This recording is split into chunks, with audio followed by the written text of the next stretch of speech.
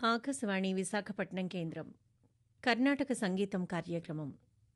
ఈనాటి కార్యక్రమంలో కుసుమూరు సాగర్ గారి సాక్సోఫోన్ వాద్యం వింటారు. సుసరాపు లక్ష్మీ గణపతి శర్మ గారు వయలిన్, ఏ ఆనంద్ శ్రీహరి గారు మృదంగం. మోహన రాగంలో వర్ణం ఆదితాళంలో వింటారు. రామ్నాథ్పురం శ్రీనివాస్ అయ్యర్ గారి రచన.